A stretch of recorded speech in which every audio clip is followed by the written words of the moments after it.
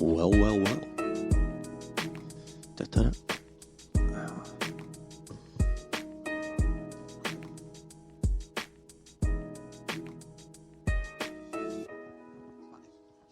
My hand hurts.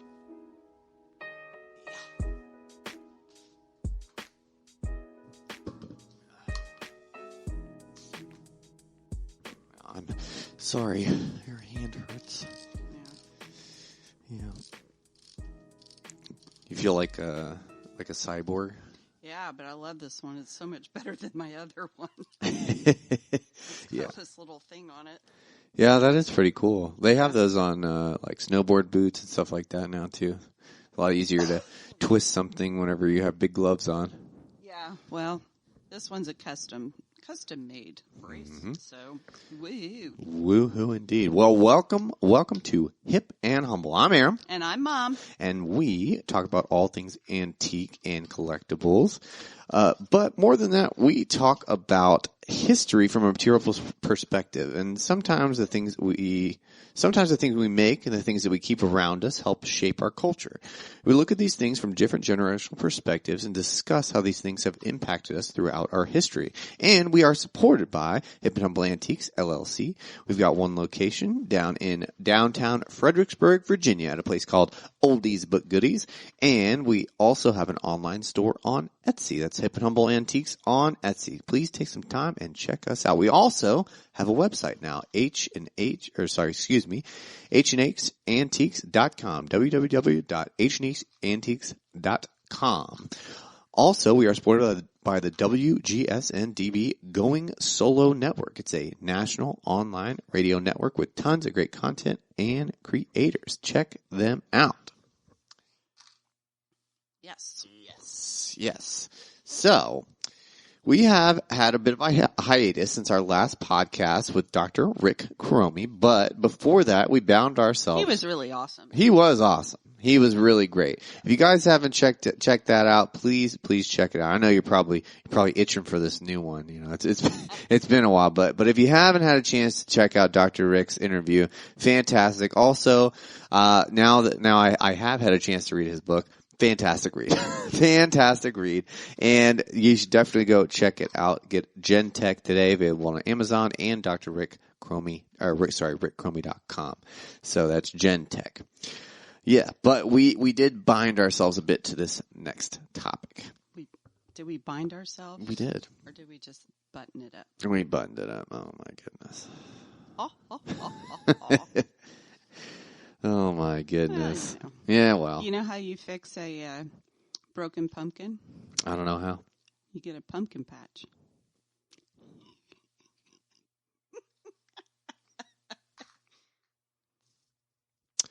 Yeah, anyways.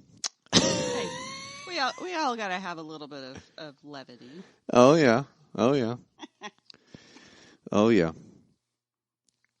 But yes, we're talking about buttons again. Mm-hmm.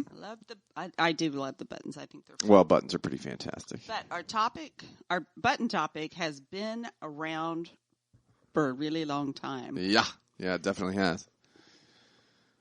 They didn't exactly start out kind of as you think that they would. No. You know, like some caveman out there was like, man, I really need something to hold my sheepskin together with. Yeah, no, I don't feel like a caveman button. would say something like that. Well, he'd say it with hieroglyphics. That's Egypt. That's not caveman. Yeah, whatever. Hey, there's like caveman paintings. Yeah, not hieroglyphics. No, those are cave paintings. Yeah, well, they all look like hieroglyphics. No, they do not. Okay. Anyway, I don't think that whoever would think, hey, I need a button. So they didn't do that. Probably not, no. But they didn't. Even after they were created in the 13th century, they still actually didn't like hold your clothes together. Yeah. They didn't. They were really there for decoration. Yeah, all the way like up a barrette. Yeah, all the way up until the 13th century. In the 13th century, the ingenuity of the Middle Ages struck once again. We've talked about this before, but many historians consistently paint the Middle Ages as a time shrouded in ignorance. But I think it's important to point out that a lot of overlooked innovation has come out of these times, all the way from medicine all the way to fashion, including the buttonhole. And don't you know that I just think it's hilarious that the actual buttonhole was such a huge revelation. Oh, well, absolutely. I'm sure somebody was like, well, no. Like, wait a minute. If I cut a little hole here, I can put the button through. Then, oh my goodness, look at that. Well, magic has happened. Yes, indeed. I don't know who invented that, but they were, it was probably just some Bubba. It probably was. He was probably just, on his way I'm sure she was, because Bubba wouldn't be mending his own clothes. No. It was probably Bubba's wife. She was, he was on his way. He was on his way to plow one of his fields for the night that he was working under at the time, and she probably, saw that his britches were falling down like they always were, and she was tired of tying strings around him, and so she said, you know what, I'm just going to cut a hole in there, and I'm going to just wrench it in, and that's probably exactly what happened. Probably is. Yeah. I wouldn't doubt it at I wouldn't all. doubt that for a second. Mm-mm. Yeah, I bet you her name was, what would it be? Guinevere. Yeah, Guinevere. Or maybe her name was Mary. Button Babonia. So that's why we call them buttons. I don't know. But back to the Middle Ages, there was a lot of bias against the feudal system, which is warranted. But there was certainly progress during that time. I think that the buttonhole was paramount to that progress. Well, I think it really probably was. Yeah. 'Cause, then your pants stay up. And, Yeah. that kind of helps meetings go along, if you don't have your pants around your ankles. Well, and it's a lot easier to do work out in a field if you don't have to deal with a dress, basically. Well, they still had to wear dresses. No, well, yeah. Yeah, they had togas, I guess. Or I don't know what you'd call them, a schmuck. I'm not sure. Just a long, like a muumuu dress. No, I mean, those were actually aprons. They would have had clothing under them. Have a dress under them, but then you'd have a different apron on it. Right. To save your real dress. Yeah. We had a whole thing on aprons there, and you ought to remember. I do remember. And I still have my utility apron, and I love it. No, but the nifty little solution of the buttonhole made it possible the fashion statement of more form-fitting clothing. At that time, however, the parts of the body that were most commonly flaunted were not quite in line with the fashion today. No, they pretty much weren't. Not at all. For the most part, men would use the form-fitting buttons to accentuate their arms, which kind of does make sense, because if you've got more muscles you have and stuff, maybe the better provider that you are. I mean, you can plow those fields a little bit more. Yeah, I mean, there's an wield that knife or sword or something. I guess you can skin what was it? Get wool off a lamb pretty quick. Probably so. Shear. That's the word I was looking for. Shear a lamb. Yeah, I don't know about that. No, but women, they would, they pretty much would be doing exactly what they're doing today. Exactly what they're doing pretty today. Much exactly. I mean, come on. We have it's exactly what you think. They would do buttons all around their boobs. Yeah, all around the chest. Yes, all around the chest area. Make sure that the assets are featured. Apparently. Evidently. Which, again, hasn't really changed too much. No, but before we get further down that road, I wanted to take a step back towards the button's origin. So the oldest button we have ever found comes from the Mohenjo-Daro region in the Indus Valley. It's estimated to be around 5,000 years old. This particular button and all those around this time, like we've said before, were used for decoration. Yes. But clothing in general back then was a lot more flowy. Think about like a Roman toga. Yeah. Mm-hmm. But you'd still look really cool with a button up on the corner. Yeah, a lot of them would have really big buttons, but in Rome that went in and out of fashion because there were obviously Rome was, especially during the Pax Romana, a lot of the problems that Rome was having are a lot of the problems that certain other countries are having, where they have had peace for a long time, and so they don't really think about anything, and they argue amongst themselves, and they think, oh, you don't know anything, and you don't know. Yeah. Anyways, so fashion was a big deal. So you're saying they're kind of like, I don't know, our Congress? I don't know, maybe it's possible. House? I did read Pretty much any house in D.C. Yeah, I did read the account of Cicero pretty recently, and a lot of things seem really familiar. Isn't that funny how things just don't actually change? They really don't. I think that well, obviously one of the reasons we do this podcast is history is invaluable, people. It really is. Yeah, it really is. Understanding. You will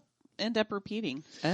Well, and it's sad because, I heard it phrased the other day that, it's true that if you do not understand history, that you are doomed to repeat it, but it's also true that if you understand history, you're doomed to watch everyone else repeat it. That's true. And that's kind of this, I think that's why, people get so upset is, well, some of them just get upset because somebody pays them to get upset. Yeah. But, I think people that actually read, they do get upset because they're like, oh my gosh, we are literally spiraling down the same hole. Yeah. Well, and we've talked about kind of the different like levels to depravity, that every time we go down the same road, the same thing happens, just in a darker and darker way. It really does. With the amount of innovation when it comes to really depravity and the depths of human depravity. There have been so many innovations in that area, whether it comes to psychological torture or the weapons that we've made. I don't think that man will ever be accused of not being able to come up with a way to torture themselves. No. I mean, that men will always come up with something. Well, and there was an interesting tidbit in a book I recently, I'm currently still reading, where they had talked about what sets people apart from animals is the fact that people understand there are consequences later. And they also understand that there's death. An animal doesn't perceive death. They just are, and they perceive that they are. Yeah. Well, and I think, when you look at an animal, we, of course, study the animal, study all the behaviors and all that kind of stuff. And I think sometimes we give them personalities. Right. Which. Yeah. I mean. Really there. I mean, there's just certain. There are behavioral traits. There are animals that have personalities, like elephants, dolphins, whales and things like that. They have different, they communicate with each other within communities, elephants bury their dead in a specific place, hundreds of miles away from, their migration patterns and all this. So there are these behavioral patterns and personalities, so to say, within, different species of animals, but are they personalities, or is that just the word that we gave them? Yeah, I think that's a good question. I don't think there is another word to describe it. But I mean, that's how we describe it. Right. But I mean, I don't know how else you would. Well, I don't think that the elephants need a word. They're just going to do what elephant's going to do. Yeah, that's true. Yeah. That's true. Yeah. Anyway. No, but back to the Romans and flowy clothes. So a lot of the clothes back then, especially Romans, Greeks, Egyptians, all those, they were just very large and they weren't really form fitting, so to say. Yeah, probably not at all. No, not really at all. That's why the Romans actually, they didn't really like buttons. Like I said, they went in and out of fashion, but they did try and fasten their clothing, but they used a tool called the fibula. The fibula is kind of like the great grandfather to the safety pin. Yes. Mm-hmm. But the safety pins, they are and still are very useful. Mm-hmm. They're just not real chic looking. I mean, if you got your shirt holding together with safety pins, then people are like, nah. Yeah. Not exactly the coolest. but they're just considered less prestigious. Although I will say, still a great little handy invention. Oh yeah. But they don't tell quite the story that buttons do. No, not quite. Buttons really do paint the picture of the last 400 years of our culture. Yeah. And today there are many, many, many national, state, regional, even Facebook button societies. And clubs and all that good and stuff. all kinds of stuff where people get together and they talk about buttons. They show off their buttons and Mm-hmm. I see. I mean, I'm a member of a couple of the Facebook groups, and I really love, seeing people all over the country and the world and kind of what they find. And what they value. Button collectors everywhere have priceless button collections. Oh, sure. Because like all collectors, their value is more determined by the collector than anything else. Well, just like anything, the price of an antique, anything, Mm-hmm. is only worth what somebody else is willing to pay for it. That's exactly right.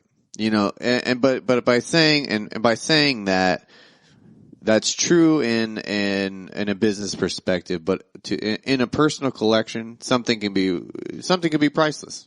Sure.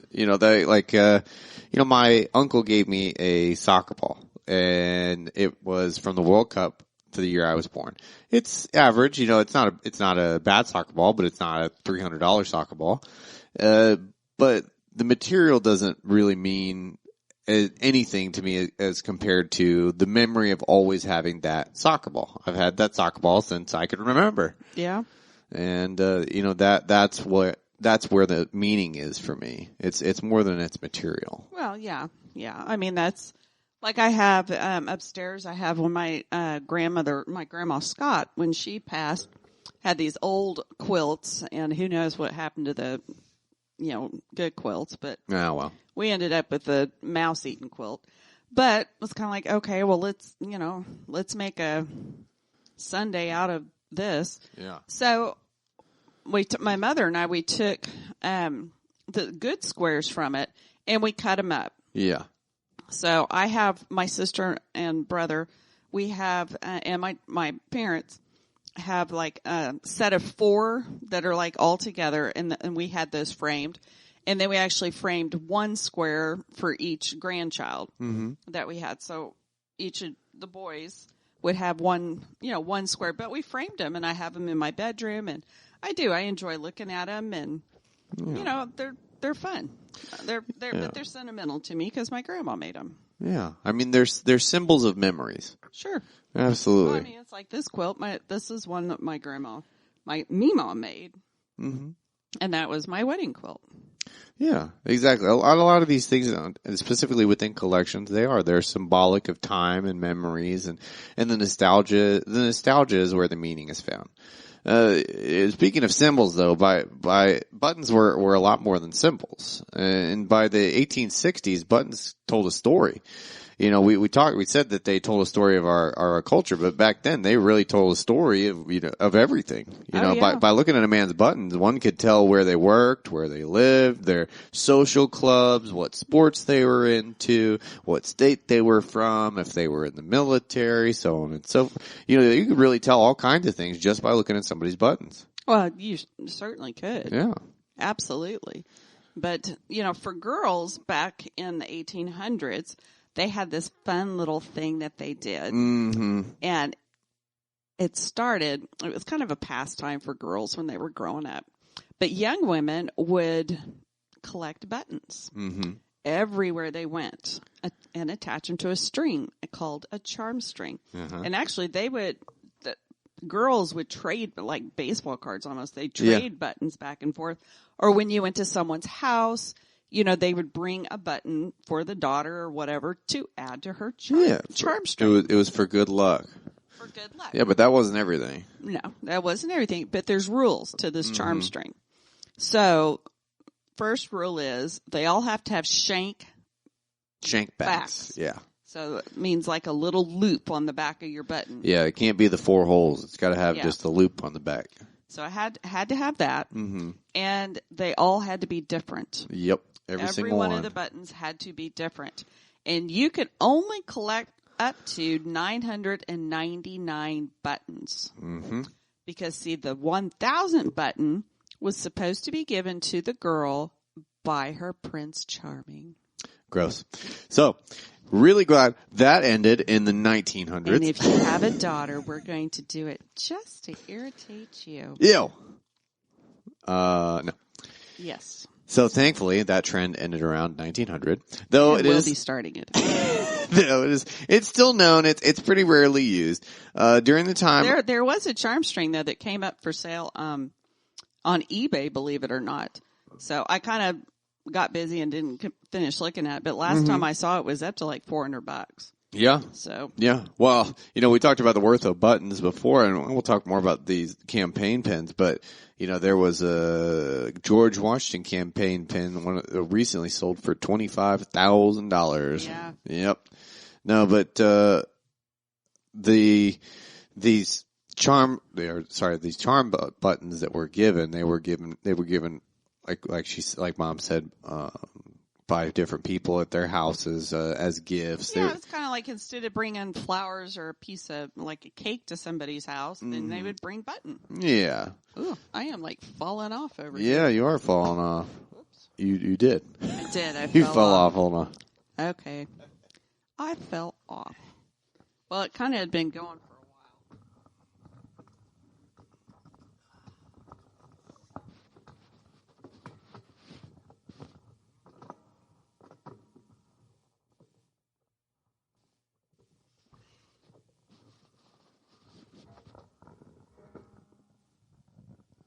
Okay, now I'm not falling off anymore. I know everybody's excited.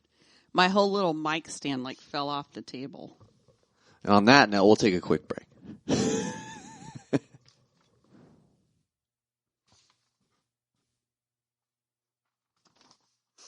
Hi, my name is Kaylin, and I'm the host of a new podcast called Tea Time Thoughts. Do you ever wish you could learn more about history, books, music, art, and culture, but you just don't know where to start? I totally feel your pain. Learning about all these things can be so overwhelming. Well, I want to change all of that for you. In my podcast, Tea Time Thoughts, I'll show you just how fun it all can be. In the time it takes to have a cup of tea, I'm going to teach you everything from the French Revolution to the Black Plague, Mozart to Broadway musicals, Da Vinci to Robert Frost, ancient Egypt to Queen Elizabeth II, and more. You can stream Tea Time Thoughts wherever you listen to your favorite podcasts. So what are you waiting for? Put the kettle on and listen to Tea Time Thoughts today.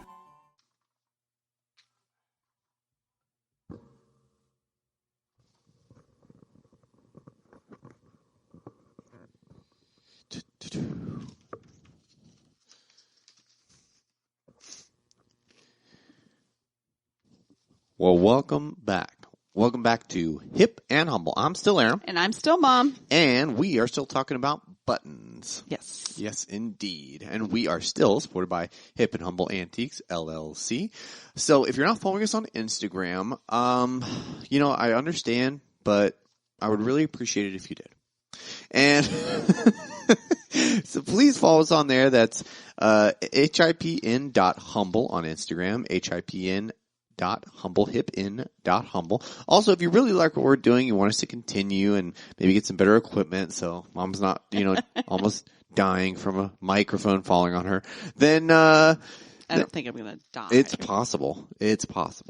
Then you could go ahead and check out our Patreon page. That's patreon.com/hipandhumble. Feel free to leave us a tip if you think we're doing well, or leave us a review that says we're terrible if you think we're not doing well. Either way. What is it? Any publicity is good publicity. Yeah, something like that. Something like that. Like that. But anyways, we're just, we're grateful to have you guys here, and we really like feedback, and we like to know what you guys like, and what you guys like about us, and what you'd like to hear more of, and so on. And whenever you're online, go ahead and check out our other sponsor, WGSN DB Going Solo Network. They are an online radio station, and they have a ton of great content and creators. All right, so we're talking about buttons. Mom's playing with buttons. I am playing with buttons. And where we were talking about charm strings right before the Charm strings. I think those are just fun. I think that I scoff at it, but I think that's a pretty cool idea. Yeah, I think that would be fun. I just think it'd be fun to collect all of them, if nothing else. Oh yeah. Also, there was around that time, so that was in the Victorian era, and in the Victorian era, so Queen Victoria actually had told young ladies mistakenly she'd made an open-ended statement. She said she would give a young lady who collected 999 buttons some kind of enormous prize. I forget what it was. Well, that was not smart. No. That was not a smart thing to do. So no, it was a really, really large prize that she offered to young ladies with a charm string of 999 buttons. And she ended up giving away quite a few prizes before kind of redacting that statement. Well, Yeah. But Queen Victoria is an example of, we kind of skipped over it a little bit, but, and we've talked about it in other podcasts where a lot of culture and fashion comes from our idolization of people in power. Well, Queen Victoria, when her husband died, Prince Albert, so she went into mourning, and so she chose to wear jet buttons. Yeah. So, which a lot of people, they kind of mistake them a little bit, but jet was actually kind of a mineral that was there, and so you really can't find those too much anymore. I mean, you would have to hunt hard and fast for them. Yeah. But a lot of people will say, yeah, these are jet buttons when there really are glass buttons. Black glass buttons. Well, and a lot of people back then they couldn't afford them. Yeah, they couldn't afford the jet buttons, so they would buy black glass buttons. Yes. So, but that was kind of a fashion trend that people followed her, after that, because she wore the black buttons because she was in mourning for her husband. Yeah. Pretty much the rest of her life. Yeah. So. Well, absolutely. And that's what we were talking about earlier with buttons is that they tell a story, and, Queen Victoria and everyone in that time knew that. They were used to understanding certain aspects about people that they met based on the buttons that they wore. Well, sure. I mean, a lot of men, you would look at status and stuff. So, there was a lot of men. I was trying to think of, was it a king or a prince or somebody? I think it was two kings that met each other. I'd have to find it again.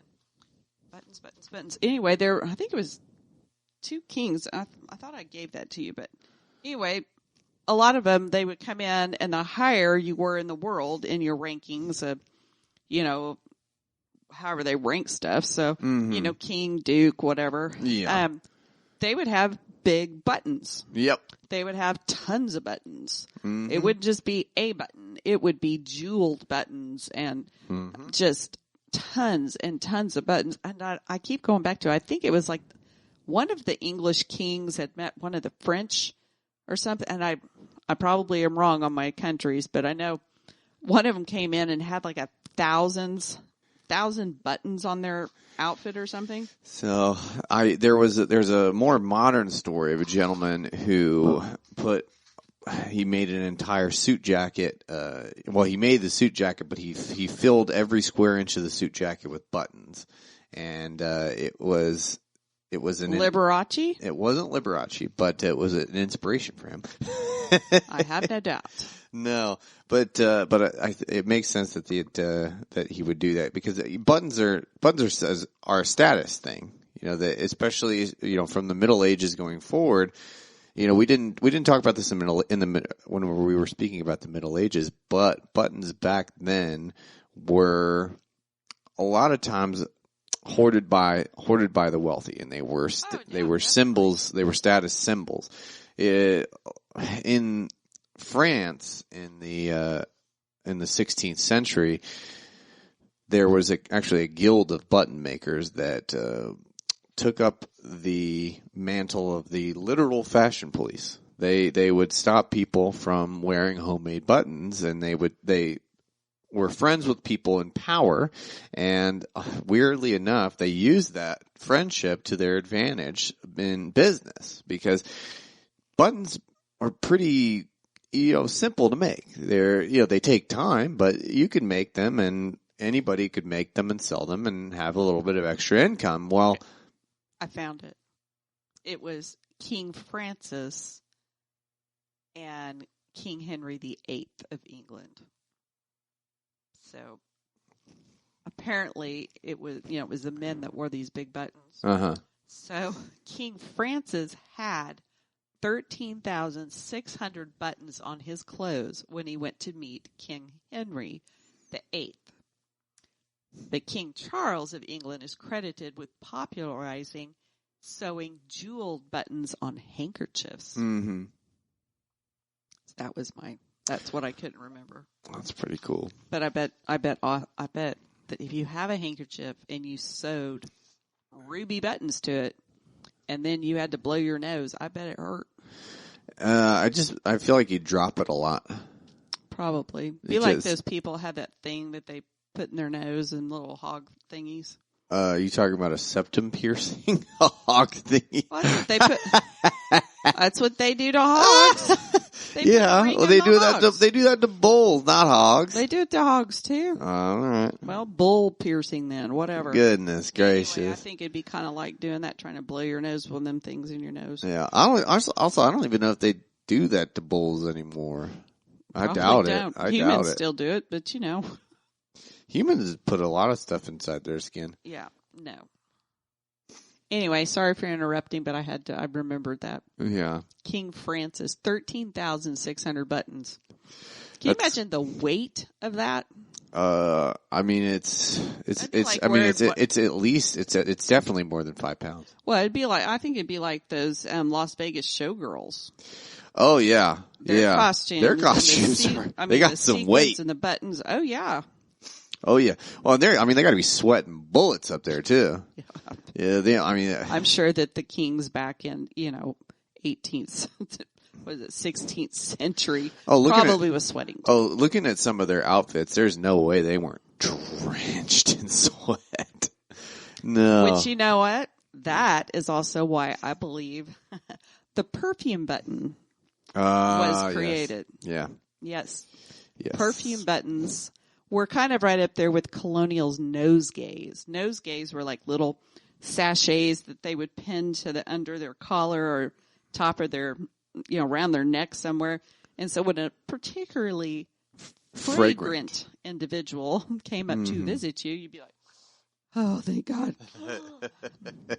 But they would do perfume buttons. Yeah. Yeah, it makes a lot of sense. Yeah, it does to me. Yes, it definitely does. Well, people, obviously the bathing rituals of people have evolved over time. I remember going through George Washington's house up at Mount Vernon. One of the mini tours that I've taken there, because I had 3 sons and we went a lot. Mm-hmm. Anyway, one of the times it just stuck in my head because I'm like, ew.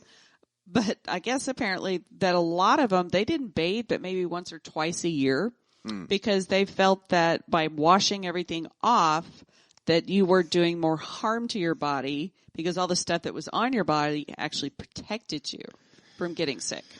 Oh, it's amazing. Now, I do think that everybody should, bathe. Please do that.